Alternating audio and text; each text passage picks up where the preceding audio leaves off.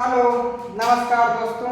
Star Navodaya classes आप सभी का हार्दिक स्वागत करता है। आज हम अपनी जो मैथ की श्रृंखला चल रही थी उसी में आपके लिए आगे की सीरीज लेकर आए हैं। ठीक है, तो उसको कंटिन्यू करते हैं।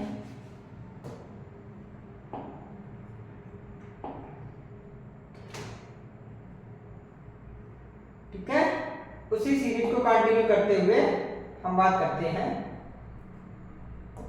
मोहित का वेतन ₹15,000 प्रति माह है। एक माह का वेतन उसका कितना है? 15,000 रुपए। कितना है? 15,000 रुपए। ठीक है, एक माह का कितना वेतन है उसका? 15,000 रुपए। ठीक है,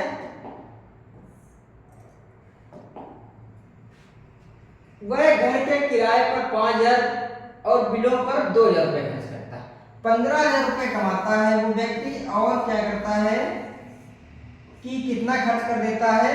तो 5,000 रुपए घर का रेंट देता है, प्लस 2,000 रुपए बिलों पे खर्च करता है। क्रेडिट कार्ड का बिल, उसका बिल उस पे खर्च कर देता है। तो वो प्रति माह कितने रुपए बचाता है?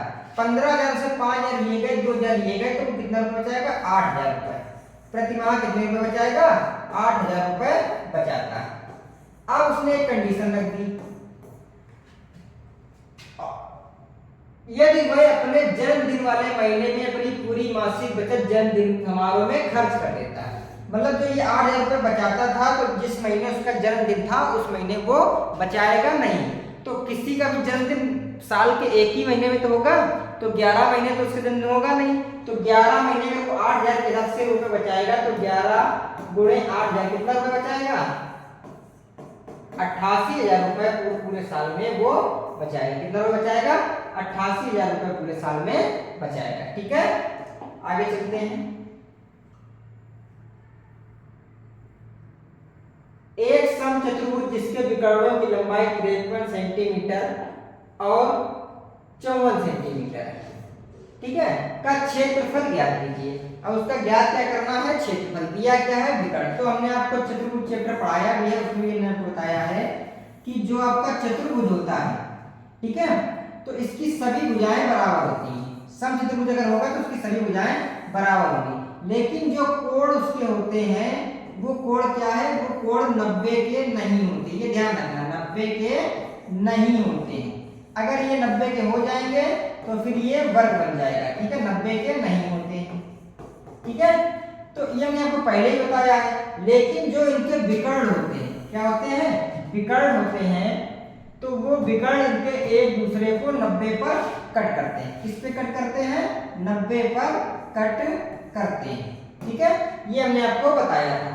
तो उसने कहा कि एक विकर्ण की लंबाई 53 है, तो इस वाले विकर्ण की लंबाई हम 53 मान लेते हैं, और इस वाले विकर्ण की लंबाई हम 54 मान लेते हैं। ठीक है, एक विकर्ण की लंबाई 53 है, एक विकर्ण की लंबाई 54 है। हमने आपको डिटेल में ही पढ़ाया है। जिसने भी नहीं पढ़ा है, जिसको समझ नहीं आया, तो वो हमारे चैनल पर जाकर प्लेलिस्ट में खोलेगा, तो उसमें आपको मिल जाएगा एडवांस मैथ में। ठीक है, अब उसका पूछा है क्षेत्रफल। क्या पूछा है? क्षेत्रफल। तो क्षेत्रफल क्या होता है? तो समचतुर्भुज का क्षेत्रफल होता है। समचतुर्भुज का क्षेत्रफल जो आपका है वो होता है 1/2 d1 into d2। ठीक है, 1/2 d1 into d2। d1 मतलब डायगोनल 1, विकर्ण 1, और d2 मतलब विकर्ण 2। तो 1/2 into 53 into 27, सॉरी कितना दिया है? 54 into 54। ठीक है, 2 से इसको काटेंगे तो कितना जाएगा? 27। तो ये हो जाएगा 53 into 27। ठीक है, 53 into 27 मतलब कि इसका गुणा कराएंगे तो 7 की 21, 7 गुना 35 और 2 37, 3 दूनी 6, 5 दूनी 10।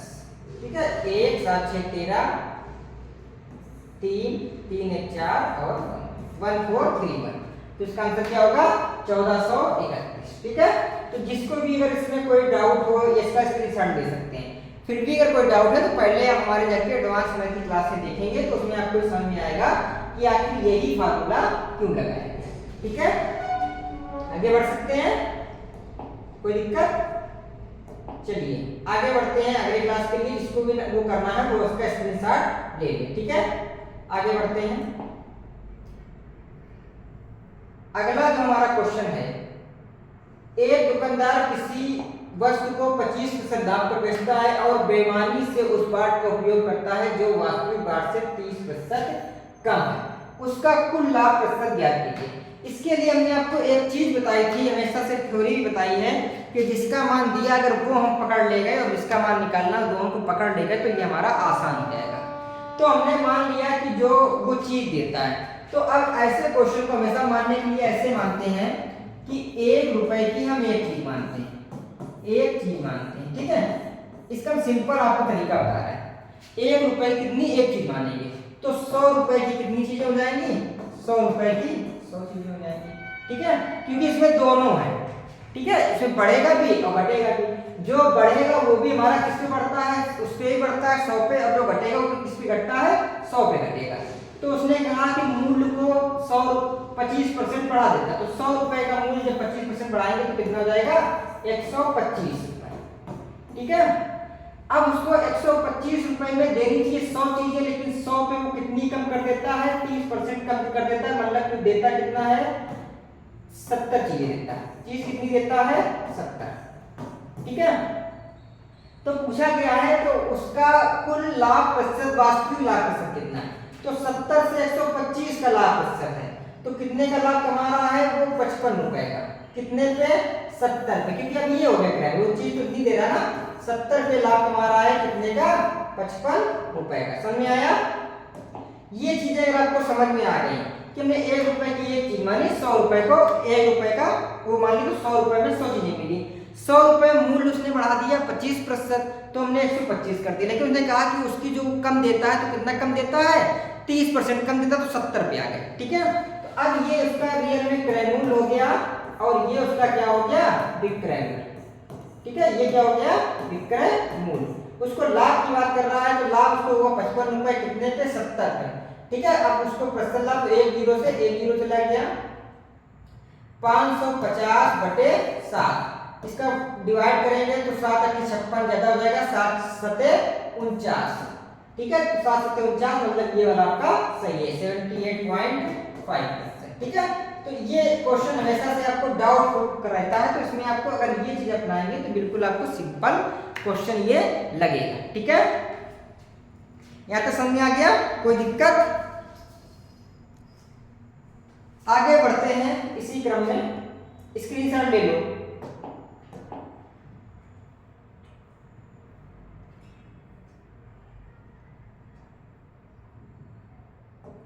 राज्य स्तर की क्रिकेट टीम के सभी 11 खिलाड़ियों का औसत भार 84 kg है, ठीक है।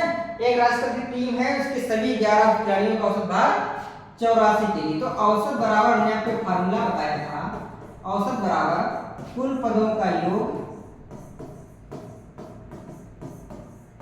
कुल पदों का योग बटे पदों की संख्या, बटे पदों की संख्या, ये बताया था। अब यहाँ पे उसने औसत दे दिया है और पदों की संख्या दे दी है, तो अगर इसको इधर ले आएंगे, ये भाग में इधर आएगा, किसमें, गुणा में, तो हमें क्या मिल जाएगा, पदों का योग मिल जाएगा। तो औसत दिया है उसने 84, औसत कितना दिया है, 84, इनको चेंज कर लेते समझ में आए, ठीक है, गुणा ये पदों की संख्या कितनी दी है, तो पहले पदों की संख्या कितनी दी है, 11, तो ये जब निकालेंगे तो हमारा क्या मिल जाएगा, हमें पदों का योग क्या मिल जाएगा, पदों का योग मिल जाएगा, ठीक है, या कुल वजन मिल जाएगा। तो 11 × 2 = 44, 11 × 6 = 88, और 4 = 92, 924 kg, ठीक है, ये मिल गया। अब उसने कहा यदि उसमें कोच को भी शामिल किया, तो कोच एक व्यक्ति होगा, तो जो पदों की संख्या हमारी 11 थी वो 11 + 1 कितनी हो गई, 12, कितनी हो गई, 12। तो टीम का औसत भार 1 kg बढ़ जाता है, पहले से औसत भार कितना था, 84, 1 kg ये भी बढ़ गया, तो अभी कितना हो गया, 85 kg, औसत भार कितना हो गया, 85 kg। फिर यही फार्मूला लगाएंगे तो हम क्या करेंगे, 85 × 12 बराबर पदों का योग, बराबर पदों का योग, ठीक है, ये आ जाएगा। तो 12 × 5 = 60, ठीक है, 12 × 8 = 96 और 6 = 102, ठीक है, ये इतने kg हो गया। अब जो ये 924 kg से 1020 kg हुआ, तो ये किसके कारण हुआ, ये उसी व्यक्ति कर्णवत जो बाद में आए, तो बाद में कौन आए थे? कोच। तो कोच का मान पूछा है, तो इस वाले से इसको सब्ट्रैक्ट कर देंगे। तो 1020 से सब्ट्रैक्ट करेंगे 429, तो आंसर हमारा कितना जाएगा? 10 से 4 के 6 बचे और यहाँ पे बचे 9। 96 केजी। कोच साहब कितने वजन के थे? 96 केजी के थे। ठीक है, तो इसका भी आप एक स्क्रीनशॉट ले सकते हैं, जिसको भी ये समझ में ना आया हो। एक्सप्लेन मैं हट जाता हूँ, स्क्रीनशॉट आप इसका आराम से ले सकते हैं। ठीक है, इसके आगे चलते हैं अगले क्वेश्चन की तरफ। सरल कीजिए 1/3 माइनस 1/3 की पावर -3, 1/5 की पावर -4 और 1/15 की पावर -2। तो हमने आपको एक चीज बताई थी कि अगर कोई वैल्यू ऐसे दी है 1/5, या ऐसे भी ना करके हम इसको ऐसे कर लेते हैं कि 1/n, ठीक है, की पावर 7, ठीक, या ऐसे दिया है n की पावर -7, तो ये नीचे जाने पे 1/n की पावर 7 हो जाती है, प्लस की लगती है। ये घात क्यों बदल जाती है, साइन इसका क्यों बदलता है, उसका एक लॉजिक है। क्या लॉजिक है उसको भी समझो। n पावर -7 दिया, इसके नीचे हम लिख सकते हैं 1। क्या लिख सकते हैं? किसी के भी नीचे हम 1 लिख सकते हैं। और हमने आपको बताया कि किसी की घात अगर 0 होती है तो उसकी हम पावर कितनी मानते हैं? 1। किसी की घात अगर 0 होती है उसका मान कितना होता है? 1। तो इस 1 को हम लिख सकते हैं n की पावर -7 बटे n की पावर 0। ठीक है, भाग में क्या होता है? घातें घटती हैं, तो जब ये नीचे आएगी तो ये क्या हो जाएगी? n की पावर -7 जो ऊपर था ये नीचे आएगा, तो ये नीचे हो जाएगा आपका 1/, तो 7 नीचे आ गया, n की पावर 0 -7। ये माइनस माइनस क्या होता है? प्लस, तो 1/n की पावर 7। इसलिए ये क्या होता है कि इसके साइन बदल जाते हैं, नीचे से ऊपर जाने पे साइन क्या होते हैं? बदल जाते हैं घात में। ठीक है, तो ये उसका कॉन्सेप्ट है, जिसको भी नहीं आता है वो एक बार पढ़ ले। वैसे हमने घात और करली में इसको पढ़ा के रखा है। ठीक है, तो जब ये आपको पता है तो इसको सीधा सा इसमें करना है आपको कि ये 1/3 की पावर -3 है, तो 1/3 की पावर -3 को लिख सकते हैं 3 की पावर 3। 3 को ऊपर ले गए, इसको ऊपर ले गए, और पावर क्या हो गई? बदल गई, घात क्या हो गई? बदल गई। प्लस 5 की पावर ऐसे 5 को ऊपर ले गए तो ये क्या हो गया? 5 की पावर 4, घात 4, प्लस 1/15, तो 15 की घात 2। जब इसको ऊपर ले जाएंगे तो सारी घातें बदल जाएंगी। एक को नीचे लाएंगे, नीचे बदलेगा, मतलब 1 की घात कितनी भी हो तो वो 1 ही रहता है। 3 की घात 3 को कितना जाएगा आपका? 27, प्लस 5 की घात 4 तो कितना जाएगा आपका? 625, प्लस 15 की घात 2 तो कितना जाएगा? 225। सभी को जोड़ेंगे 5 5 10 7 17, 80 का 1 2 1 3 2 5 2 7, ठीक है, 677, 6 2 8 877, कितना आ गया? 877।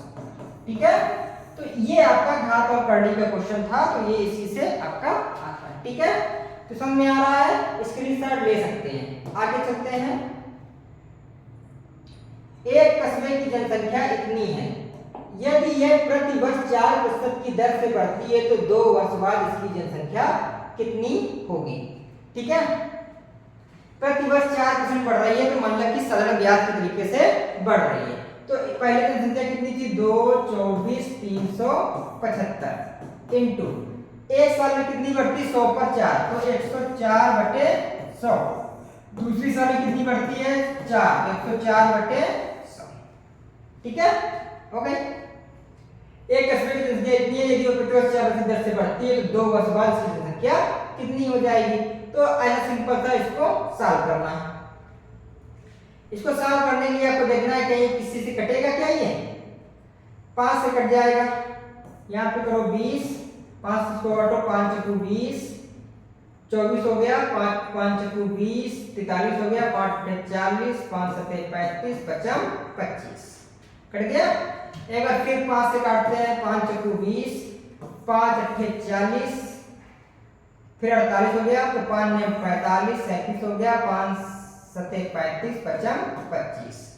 ठीक है, तो अब ये इतना बचा, इसके बाद इसको काट लेते हैं, 2 से काटते हैं तो ये कितना आएगा, 2 पंचे 10, 2 दूनी 4, ये 2 आएगा, इस 2 से इसको काट देंगे 52 हो जाएगा। ठीक है, 52 4 से काट लेते हैं 13 हो जाएगा, और ये कितना जाएगा 25। 25 को इससे काटते हैं, कटेगा देखते हैं, 25 को काटते हैं 8975 को 25 से काटेंगे तो 25 नीचे लिखेंगे, 25 किया है 75, 75 10 85 147, तो 25 छक्का 150, 25 पंचे 125, 12 बचा, 25 पंचे 125, तो ये आपका बचा 355 इंटू 13 इंटू 52 अपॉन 100। ठीक है, 100 का आंसर 100 तो हो गया। ठीक है, इसका मल्टीप्लाई करा लेंगे और आपका आंसर आ जाएगा। ठीक है, तो इसमें सिर्फ कैलकुलेशन का क्वेश्चन था, तो इसमें कुछ आपको ज्यादा विशेष करना नहीं है। ठीक है, तो आज के लिए हम इतना ही रखेंगे, आगे की क्लास में फिर बात करते हैं नई सीरीज के साथ में। ये सीरीज आपको रेगुलर मिलती रहेगी। धन्यवाद।